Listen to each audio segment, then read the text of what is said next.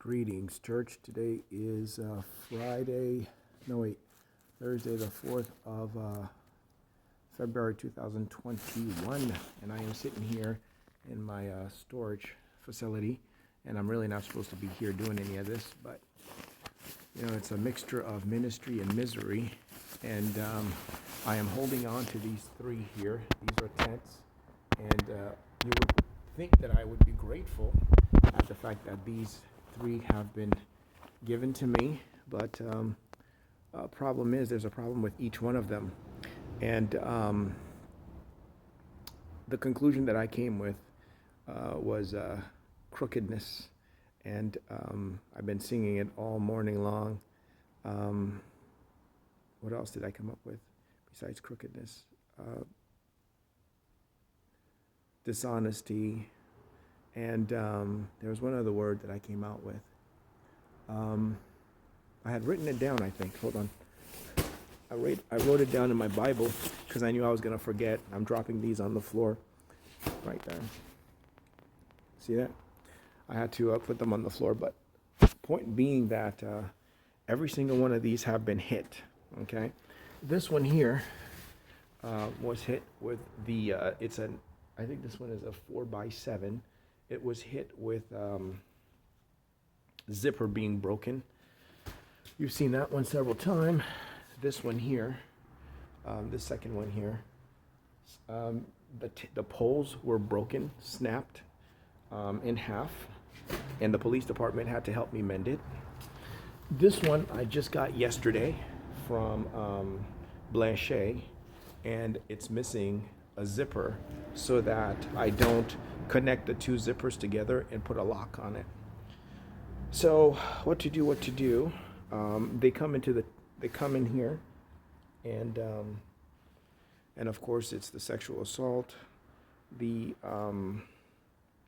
everything that I've been reporting to the police department, and the Word of God tells you not to defraud your brother and all these things, and it begins on ministry, and life begins on that tent level right there that I just showed you, this level right there.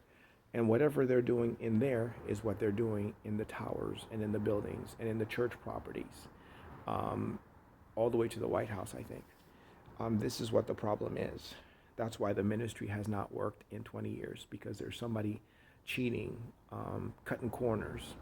It's like when you take a piece of paper, and I think that was the issue. Let me grab a piece of paper here for a second. I'll show you. So let's say you have this piece of paper here, right? All right, piece of paper. It has plans for a housing on there. You're basically cutting corners, right? Cutting corners here, and cutting corners here, right there. That's twice. Cutting corners. Dishonest gain, right? Cheating other people, right? Cutting corners there. And then before you know it, bam, you got a Grace Community Church, okay? Cutting corners, dishonest gain, dishonesty, cheating.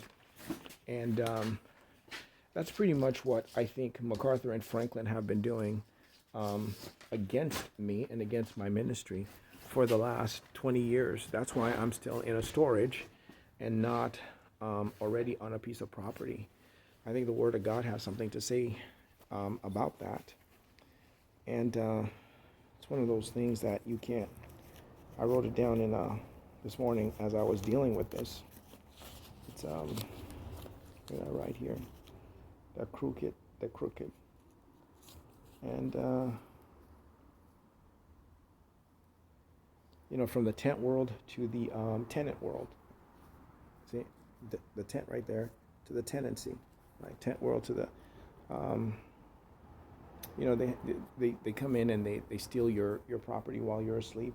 They rape you while you're asleep. They put holes in the foundation of the tent so that water can seep in and soak the blankets and things. They do the same thing in housing with the roof and also with the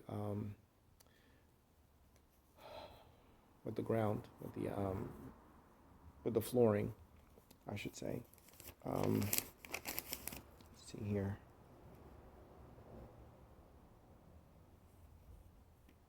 Yeah, the fraud from 1 Thessalonians 4, 1 Corinthians 7.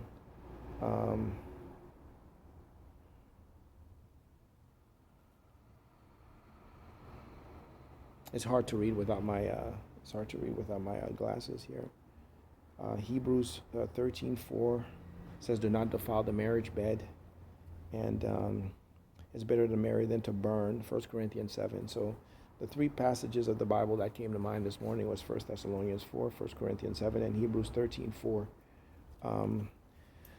When I dealt with the tent, so it's like, how do you move from the tent world to the tenancy world, and from the tenant world to the not residential but business side of things. So it's progressive. So this is where it begins, and at this point, MacArthur's not letting me through.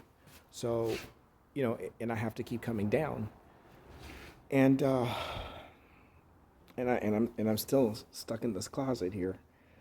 So Master Seminary is handing people certificates each year for graduation, but there's a catch.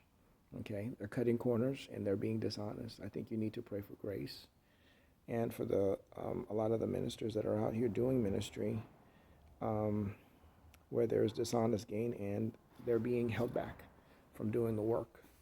And when they're doing the work, people like Gabriel Franklin are the people that MacArthur uses to help cut corners. They work together to basically diminish you, and to keep you diminished and to keep you cut down. I think you need to know that, because I think the Lord is calling us to a different standard, in the church. We're not to cut corners, or to be honest and not dishonest. I think the gospel that comes to mind is the one where the worker was about to be fired, and because his manager says, my debts are not being paid, or that my debtors, those who owe me money, are not paying me. And he goes and he basically goes to all of the people that owes his master money, and tells them, instead of paying my master $100 back, pay my master $75. Instead of paying him $50, give him $45. So they're cutting corners. I went to Market of Choice and I bought a yogurt, and I don't remember who it was that. I think it was for 95 cents. And when I got to the cash register, I think the guy was testing me, and he says 90 cents. I took a step back and I thought, hey, that's a hit, And so you literally have to be careful, because sometimes they'll spring the cutting corners on you, and it will lead you to say, sure, it's a cheaper price. No, that's not it. It's a hit, because afterwards they come to your place of rest and they diminish your property. They destroy.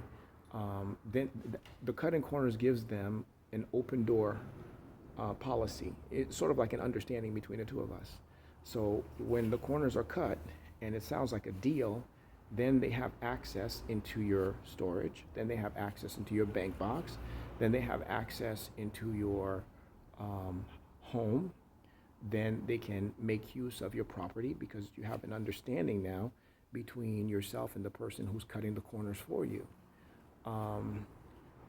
And this is why I'm still down, is because this woman has convinced the American government and the American people, and so has MacArthur, that we have an understanding between each other. I'm cutting corners for Ernst, what Gabriel would say, because he's my son. My son meaning me, yes, sex on no.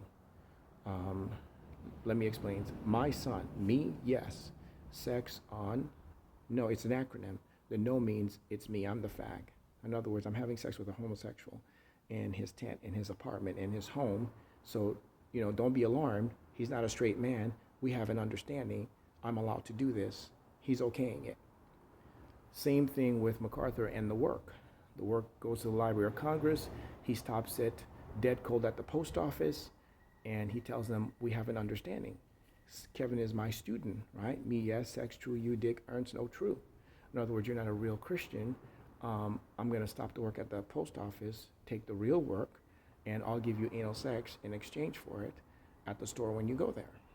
So MacArthur and Franklin have been cutting corners to taking away the work when it should be registered full amount. Any work that I've sent has been diminished. That means if I send 100 videos, maybe 50 of them gets registered. The other 50 goes to John, the ones that he chooses. And then he edits it. This isn't working because I've got Haitians doing it and I've got Americans doing it. I've got the church doing it and I've got the state doing it, or the state helping Gabriel,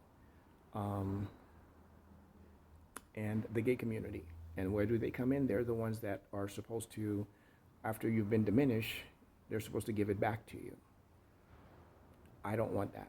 I don't want that from any man coming into the storage, coming into anywhere. That's why it's like, how do I get out of this situation here? And I'm not sure where to go from there. So I need you to pray for me, that God would deliver me out of this, okay?